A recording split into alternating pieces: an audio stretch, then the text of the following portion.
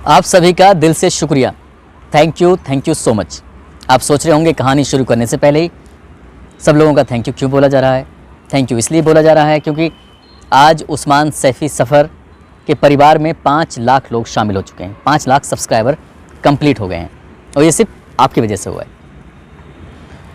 मुझे ऐसा लगता है कि बहुत सारे सब्सक्राइबर ऐसे हैं जिनके नोटिफिकेशन बेल ऑन नहीं है, तो कृपया करके आप उन्हें नोटिफिकेशन को ऑन कर लीजिए ताकि जो भी कोई खबर आती है तो कम से कम खबर आप तक पहुंचे और आप उसे देखें, आप मुझे अप्रिशिएट करें। आपको अच्छी लगती है तो लाइक और कमेंट शेयर भी करें। वाकई दिल से कि खुशी मतलब जो है ना उसको मैं शब्दों में बयान नहीं कर पा रहा हूँ। मैं सीधा कहानी पे आता हूँ। 31 जनवरी 1982 का ये माजरा है, वाक़या है। रंगा और बिल्ला नाम के 2 ऐसे खौफनाक बदमाश रहे हैं कि इनको फांसी पे चढ़ाने की तैयारी चल रही थी। चढ़ा दिया जाता है, मगर इसमें जो रंगा है वो रंगा लगभग 2 घंटे तक फांसी के तख्ते पर लटका रहता है। 2 घंटे बाद जब डॉक्टर ये डिक्लेयर करने के लिए जाता है कि ये मरा है या ज़िंदा है, तो तब तक वो ज़िंदा था, मरता नहीं है। ये शायद भारत के इतिहास में पहली बार ऐसा हुआ है कि किसी को 2 घंटे तक फांसी पर लटकाए रखा है और उसकी सांसें चल रही थी। बहुत से लोग ऐसे होंगे जो इस कहानी के बारे में जानते होंगे, बहुत से ऐसे होंगे जो नहीं जानते होंगे। जो नहीं जानते हैं उनकी भी जानना चाहिए और जो जानते हैं उनको और जानना चाहिए। आदाब, नमस्कार, सत श्री अकाल। मैं उस्मान सैफ़ी। आज की जो सच्ची घटना मैं आपको सुनाने जा रहा हूँ, ये सच्ची घटना है राष्ट्रीय राजधानी क्षेत्र दिल्ली के तिहाड़ जेल की। दरअसल 31 जनवरी 1982 की वो सुबह लगभग 5 बजे के आसपास का वाक़या था। आज रंगा और बिल्ला दोनों को फांसी दी जानी थी। सुबह उठाया जाता है, चाय पिलाई जाती है, साथ ही उनसे ये कहा जाता है कि अपनी वसीयत मजिस्ट्रेट के सामने अगर लिखवाना चाहते हो तो हाँ करिए, मजिस्ट्रेट साहब आ जाएंगे। मगर दोनों ही इस बात से इनकार कर देते हैं कि हमें कोई वसीयत नहीं लिखवानी है। इसके बाद जो कोर्ट से एक समय निर्धारित किया गया हुआ था कि इस वक्त फांसी देनी है, उससे ठीक 10 मिनट पहले उनको नहलाया धुलाया जाता है। रंगा तो नहा लेता है, बिल्ला नहाने के लिए तैयार नहीं होता। और ये जो वाक़या मैं आपको बता रहा हूँ, एक ब्लैक वारंट के नाम से एक किताब लिखी गई है। सुनील कुमार गुप्ता उसके लेखक हैं और सहायक लेखिका हैं सुनेत्रा चौधरी। सुनील कुमार गुप्ता इस घटना के चश्मदीद रहे हैं। उनकी आंखों से ये वाक़या, उन्होंने अपनी आंखों से इन वाक़ये को देखा है, इसलिए बहुत ही बारीकी से इसको डिस्क्राइब किया है, डिफ़ाइन किया है। वो देख रहे हैं कि रंगा और बिल्ला आपस में लड़ रहे हैं। लड़ इस बात से रहे हैं, बिल्ला शिकायत कर रहा है कि मुझे जो आज फांसी चढ़ाई जा रही है वो सिर्फ तेरी वजह से चढ़ाई जा रही है। रंगा उसे खुद कहता है कि मैं अगर आज मरने वाला हूँ तो तेरी वजह से। बिल्ला बहुत ज़्यादा घबराया हुआ था। रंगा वो एक जोली नेचर का बंदा है, उससे कोई फ़र्क ही नहीं पड़ रहा है। जबकि किसी को ये पता चल जाए कि उसको फांसी चढ़ाई जा रही है तो जाहिर सी वाली बात है कि सांसें अटक जाएंगी, परेशान हो जाएगा। उसके चेहरे पे ज़रा से भी सिकन नहीं थी। और इन दोनों को ठीक 10 मिनट पहले वहीं ले जाकर खड़ा कर दिया जाता है जहाँ पर फांसी की दी जानी है। आप लोग सोच रहे होंगे कि इन दोनों को फांसी क्यों दी जा रही है। आप लोग ही नहीं बल्कि पूरा देश ये चाहता था उस वक्त कि इन दोनों को जल्द से जल्द फांसी दे दी जाए। जब भी कभी हम किसी आपराधिक घटना के बारे में बात करते हैं, हमारे जहन में आती है तो हमेशा निर्भया कांड आता है।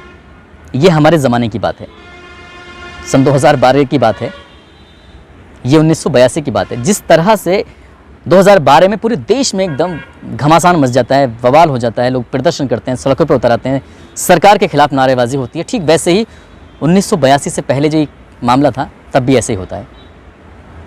आपको जानना चाहिए कि इन दोनों को आखिरकार फांसी क्यों दी जा रही थी।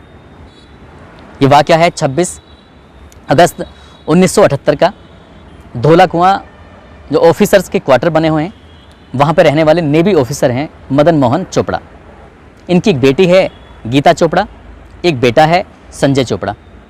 बेटी जेसस एंड मैरी स्कूल की 2nd ईयर की छात्रा है। बेटा संजय चोपड़ा जो कि 10वीं का छात्र है। 26 अगस्त 1978 की शाम 7 बजे ऑल इंडिया रेडियो में गीता चोपड़ा की एक रिकॉर्डिंग होनी थी। उसको सिंगिंग का, उसको कल्चर प्रोग्राम में हिस्सा लेने का शौक था। घर में ये बात तय होती है कि भाई के साथ चले जाना और पापा तुम्हें शाम को वहाँ से वापस ले लेंगे। धोला कुआं से सीधा ये गोल डाकखाना है, वहाँ पहुँच जाते हैं। वहाँ से इंतज़ार कर रहे हैं कि किसी कोई गाड़ी, कोई ऑटो, कोई भी आएगा, उसके साथ बैठ के निकल जाएंगे। दोनों बहन भाई वहाँ मौके पर हैं। अचानक ही एक गाड़ी आती है, पीले कलर की फिएट कार है, आके रुकती है। ये हाथ देते हैं, वो कहते हैं बैठ जाओ। दोनों बहन भाई अब इस गाड़ी में बैठ जाते हैं। गाड़ी चल पड़ती है ऑल इंडिया रेडियो की तरफ। जब कुछ दूर गाड़ी चलती है तो जो सही रास्ता है, भाई छोटा है क्योंकि वो नहीं जानता, बहन बड़ी है क्योंकि वो आती जाती रहती है, उसको पता था कि अब रास्ता बदल चुका है।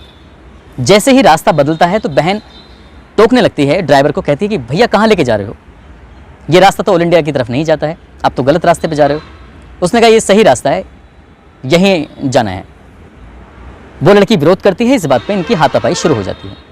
अब लड़की इसका विरोध करते करते उस ड्राइवर के बाल पकड़ के नोचने लगती है, उसको मारने लगती है। ड्राइवर एक हाथ से गाड़ी चला रहा है, ड्राइवर भी उसको मारने लगता है, लेकिन लड़की लगातार मुकाबला कर रही थी। जो उसका छोटा भाई है संजय चोपड़ा, वो गाड़ी में से बाहर देखता है और चिल्लाता है, मदद की अपील करता है। इसी बीच में एक कारोबारी है घनश्याम, वो अपने स्कूटर से जा रहा था। उसने जो देखा कि बच्चे चिल्ला रहे हैं, कोई बात है, तो वो उस गाड़ी के पीछे चल पड़ता है बहुत तेज़ी के साथ। और वो दृश्य, ये जो दृश्य मैं आपको बता रहा हूँ, दरअसल ये दृश्य घनश्याम ने अपने बयानों में बोला है। आगे चल के ये राम मनोहर लोहिया की तरफ जब चलते हैं तो यहाँ आने के बाद एक लाल बत्ती आती है। लाल बत्ती पर जैसे ही ये दोनों, हल्की सी गाड़ी धीमे होती है, फिर उसके बाद फिर गाड़ी बहुत तेज़ चली जाती है। अब स्कूटर पीछे रह जाता है, कार आगे निकल जाती है। और यहाँ से निकलने के बाद ये सीधे गाड़ी लेके जाते हैं बुद्धा गार्डन की ओर। यहाँ से रिच गार्डन है जो बिल्कुल सुनसान इलाका है। आज तो शायद वहाँ पर बिल्डिंगें वगैरह बन गई होंगी, लेकिन अब से बात 40 साल पुरानी लगभग मैं बता रहा हूँ आपको। तो ये गाड़ी उधर लेके जाता है, बिल्कुल सुनसान इलाका होता है। अब यहाँ एक बात पूछते हैं ये दोनों, रंगा और बिल्ला। दरअसल रंगा का असली नाम कुलजीत सिंह है, बिल्ला का असली नाम जसवीर सिंह है। जसवीर सिंह पेशे से ट्रक ड्राइवर था और कुलजीत सिंह ऐसे ही चोरी चकारी, लूट डकैती वगैरह करता था। ये अब से पहले मुंबई में थे, वहीं पर ये अपहरण करते थे, वहीं पर पैसे उसे वसूल करते थे। इन्होंने सोचा कि क्यों ना हम यहाँ से, मुंबई से सीधा दिल्ली, यहाँ दिल्ली में आकर यही सब काम करेंगे। एक फिल्म बनी थी रंगा खुश करके, उसमें इसने अपना एक डायलॉग भी बोला था रंगा ने, तो बड़ा गौरवान्वित महसूस करता है कि मैंने भी अपना एक डायलॉग बोला है इसके अंदर, फिल्म के अंदर। हरियाणा के रहने वाले थे। अभी पहुंच जाते हैं बुद्धा गार्डन की तरफ। रिच गार्डन है जो सुनसान इलाका है। वहाँ जाकर बच्चों से पूछते हैं कि तुम्हारे पापा क्या क्या करते हैं। तो कहती है मदन मोहन मेरे पापा का नाम है, नेवी में ऑफिसर हैं। बस इतना सुनना था। रंगा बिल्ला की जो चेहरे की हवाइयाँ थी वो उड़ जाती हैं। दरअसल उन्होंने जो अपहरण किया था, अपहरण इसलिए किया था कि बड़े घर के बच्चे होंगे, यहाँ से पैसे ज़्यादा मिल जाएंगे।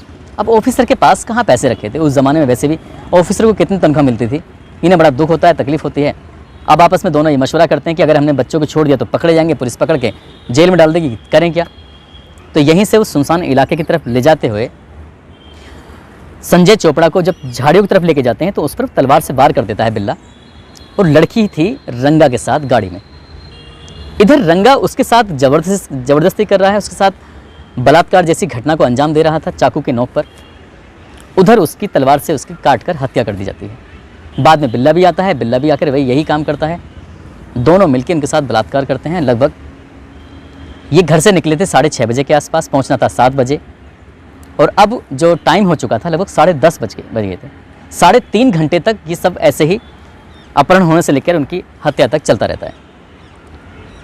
अब यहाँ से ये गाड़ी छोड़ देते हैं। ये एक इलाका है मजलिस पार्क में, वहाँ गाड़ी छोड़ देते हैं। दरअसल जब मुंबई से आए थे तो मजलिस पार्क के पास ही ये अपना किराए पे मकान लेते हैं और यहीं रहना सहना शुरू कर देते हैं। यहीं से उनकी प्लानिंग थी कि ऐसा अपहरण करेंगे, कुछ पैसे से बनाएंगे। अशोका होटल से गाड़ी चोरी करते हैं फिएट को, उसका नंबर प्लेट बदलते हैं, और गाड़ी का जो नंबर होता है वो गाड़ी का नंबर है HRK 8930। दरअसल ये गाड़ी का नंबर असली नहीं था, नकली नंबर था। अब यहाँ से भागने लगते हैं। इधर राजेंद्र गार्डन में, राजेंद्र जो गार्डन है वहाँ पर इसका मुकदमा दर्ज कराया जाता है बच्चों की गुमशुदगी का, और इन्हें तलाश करने की पूरी कोशिश की जाती है बच्चों को, लेकिन मिलते नहीं हैं। ठीक 2 दिन के बाद 29 अगस्त को एक फ़ोन आता है पुलिस के पास, क्योंकि वो जंगल का इलाका है। एक किसान अपने खेतों पर भैंस वैसे चराने के लिए गया था। वो पुलिस को बताता है कि साहब ऐसे ऐसे बातें, यहाँ पर लाश पड़ी हुई हैं। और जब लाश मिलती हैं तो वो पता चलता है कि लाश किसी और की नहीं बल्कि गीता चोपड़ा की और संजय चोपड़ा की है। बवाल मच जाता है, और ये बवाल ऐसा मचता है कि जो जेएसएस एंड मैरी कॉलेज है उसके छात्रों ने दिल्ली में हंगामा शुरू कर दिया। सैकड़ों छात्र छात्राएं अब सड़कों पर उतर आते हैं। एक ही मकसद था कि आखिरकार ये किसने इस घटना को अंजाम दिया है, उनको जल्द से जल्द पकड़ा जाए। जब हंगामा लगातार बढ़ रहा है तो उस हंगामा को शांत करने के लिए उन दोनों विदेश मंत्री रहते अटल बिहारी वाजपेयी जी, वो बच्चों के बीच में जाते हैं, उन्हें समझाने की कोशिश करते हैं। समझा रहे ही रहते कि पत्थरबाजी शुरू हो जाती है। जो छात्र हैं वो पत्थर मारना शुरू कर देते हैं, और एक पत्थर अटल बिहारी वाजपेयी जी के सर में लग जाता है। वाइट कलर का कुर्ता पहना हुआ था, सारा कुर्ता खून में सन जाता है। मामला इतना बढ़ चुका था कि हर अखबार का पन्ना जो है वो रंगने लगता है। अभी घनश्याम भी अखबार पढ़ता है। घनश्याम अखबार पढ़ने के बाद देखता है कि ये तो वही वाकया है, तो वही बच्चे हैं। तो वो पुलिस के पास जाता है, उन लोगों की स्केच तैयार कराता है कि ऐसी शक्ल है, ऐसे बाल हैं, क्योंकि उस ज़माने में लोग बाल सब अलग ही रखते थे, पहनावे भी बिल्कुल अलग होते थे।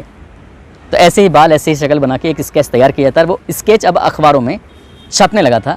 पुलिस को उनकी बेसब्री से तलाश थी। दिल्ली पुलिस से लेकर आसपास के जितने भी प्रदेश पड़ते हैं, चाहे उत्तर प्रदेश हो, चाहे वो हरियाणा हो, चाहे वो राजस्थान हो, सारे प्रदेशों के आसपास के प्रदेशों की पुलिस लग जाती है ढूंढने के लिए। सैकड़ों पुलिस वाले इसमें मामले में जुट जाते हैं, सैकड़ों ऑफिसर लग जाते हैं, कोई सफलता नहीं मिलती। गुस्सा बढ़ रहा है। जनता पार्टी की सरकार थी, मोरारजी देसाई प्रधानमंत्री थे उस टाइम पे। जब देख